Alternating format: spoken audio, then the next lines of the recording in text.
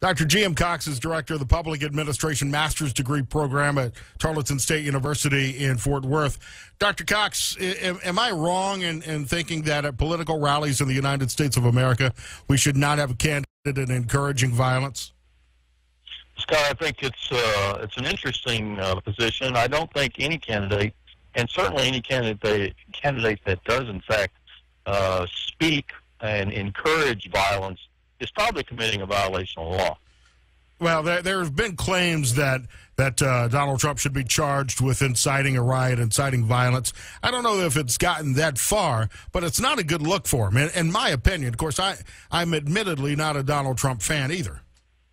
I agree. I'm not either, but I would have to tell you that based on some of the things I've been seeing, you have to question not only the motives of MoveOn.org and Black Lives Matter and their tactics, because those tactics are designed to create responses. Now, whether those responses that are those that they intended or unintended consequences, but I think at some point we have to look at everybody's behavior, not just one side. Well, when you talk about Black Lives Matter as an example, they're obviously showing up at a Donald Trump rally to attract attention to their cause, but they're also going there. In addition to they've interrupted Bernie Sanders and Hillary Clinton rallies, but the response to them has been completely different. You've got a candidate who's using the podium, using the power of his microphone to say, if you see a protester, if you see somebody about to throw a tomato, if you see somebody who disagrees with what I'm saying, punch them. Send them out of here on a gurney. Send them out of here to the hospital.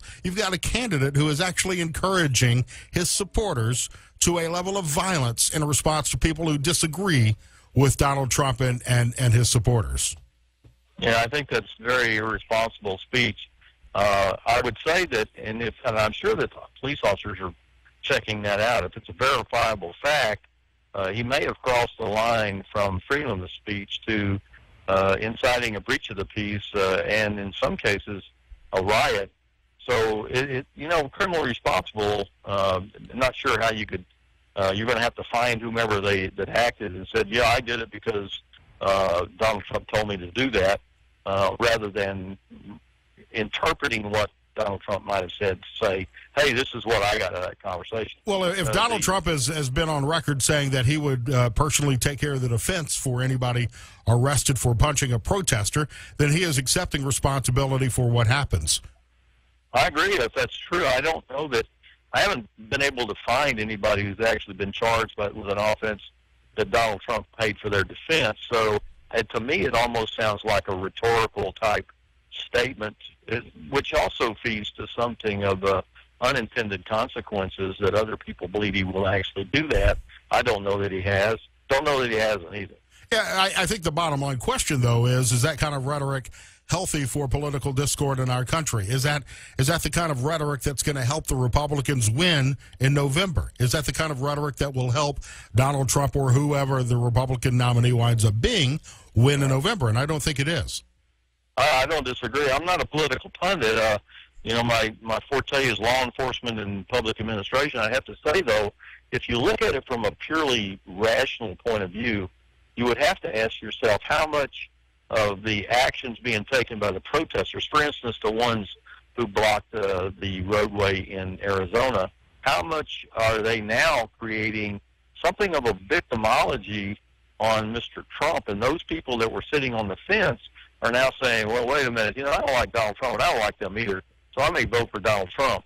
So I think, there may be a little bit of a backfire going on here with what their intended actions and what the unintended actions might be. Well, everybody is trying to point the finger at everybody else for being the cause of this violence. Now, Reince Priebus, chairman of the Republican National Committee, is chiming in and blaming cable news, blaming the media, saying, we're not a party that believes in violence. This was on CNN's New Day. I think violence begets violence, and I think you ought to leave some of the work in the crowd up to professionals. So I think that security and the police should be responsible for handling both protesters and the people who are lashing out at the protesters. Oh, I totally agree. And I think in many cases, I think everybody needs to check their emotions a little bit. The protesters maybe need to be a little more civil, and then Mr. Trump needs to change his rhetoric a bit. But I think, protesting is fine. I've lived through a number of protests in my 40-plus years as a cop and managed a couple of them. And in every case, I see a little bit of blame on everybody's side. I see people who want to protest something maybe being very emotional about their cause, at some point crossing a line and saying, if you don't believe the way I believe, now I'm going to demonize you and I'm going to react to that. Talking with Dr. G.M. Cox from Tarleton State University in Fort Worth. Dr. Cox, is it ever healthy to have violence in a protest like this? Scotty Hughes, who is a Donald Trump spokesperson and a friend of our shows, has said that riots at the RNC in July in Cleveland might not be a bad thing, might be healthy. Is that ever the case where violence is a good thing? And we haven't seen anything like that at a political convention since Chicago 1968. Yeah, I agree with you. I think we saw it in Seattle a couple years ago when I think it was the international banking had a thing, and people decided to protest. I don't think anything ever comes out of a violent protest. Of course, many people are going to say, let's never waste a crisis. So you're going to see a lot of people positioning themselves to use the riot or the violence as a justification for reform or pushing a platform here or pushing a platform there. I think that's a sad statement. Anybody who would say, I think he's just as bad by saying calling for a riot almost so that we can really see some change. Well, that's the kind of language you hear in revolutionary time. Is it possible that our country right now is suffering from Trump PTSD? I'm calling it President Trump stress disorder. Yeah, it's not a bad. That's a pretty good creative way to put it. I think you see a lot of disenfranchised people from both parties actually reacting to the anti-establishment candidate, and that's Trump. And so you see Miss Clinton on one side, you see Bernie Sanders on that side, and then you see Ted Cruz, who's clearly a Tea Party person, and Tea Party tends to adopt a scorched earth methodology. They don't negotiate. They believe only their side of the story. So you see why a lot of people in the middle are getting kind of basically torn between two establishment, in this case, political parties. And they're going to be, I think I'm just going to vote for the guy who says, I don't believe in any of that. We're going to go down a different road. That may not be good, but at least it's maybe this response to PTSD.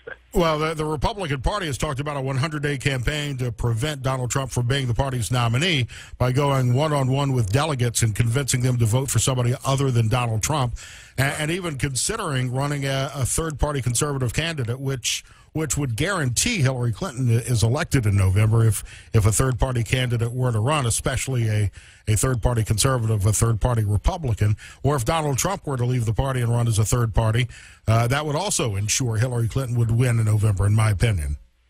I agree with you. I actually have told several of my friends that if MoveOn.org was in my hands, I'd say, yeah, let's go out here and endorse Trump. Because the minute that Trump gets the Republican nomination, Hillary is already going to be in a position. Now, the only case might be is if Mr. Sanders gets the nomination. So you see some really interesting electoral politics coming about. But my opinion, and many of the opinions of my friends, if we have a brokered Republican convention, you're going to lose a lot of Republicans. There are going to be some very big angry people on that. And everybody who's in favor and thinks that an open convention, a contested convention would be fun to watch or a good thing for the party, let me just say, go to episode 6 and episode 7 of House of Cards this season, right, and you'll see how dangerous that kind of convention can be. Very contentious, and a lot of people are tired of seeing the establishment, the Republican National Party, telling us citizens what we are allowed to believe or not believe, what is good for the country, what's not good for the country. That, the voter actually thinks they have a right to have input in that, and they think that's the primary process. And you and I both know that the primary process is pretty much rigged by the parties. So the Democratic Party runs its primaries, the Republican Party runs its primaries. At the end of the day, we hope that the populist movement has some input in that, but a brokered convention is going to be a real problem. I think there'll be a lot of, maybe bubbles will be busted. Yeah, we're seeing the party in control of the primary process on the Democrat side with the superdelegates that Hillary Clinton has received over and above what delegates Bernie Sanders has won in close elections around the country so far, and even the states he's won. Whereas we're seeing with Donald Trump, he's pretty much blown up the rules and the operation and the primary system of the Republican Party, which is fascinating to watch, but also dangerous for the long-term party viability. Dr. G.M. Cox, as always, thanks for coming on the show today. My pleasure. More about Trump PTSD, President Trump stress disorder, next year on The Scott Show. If you want to comment about the violence at Trump rallies and whether or not it's a healthy thing, as our friend Scotty Hughes has said, I'd love to hear from you at 419-214-1370.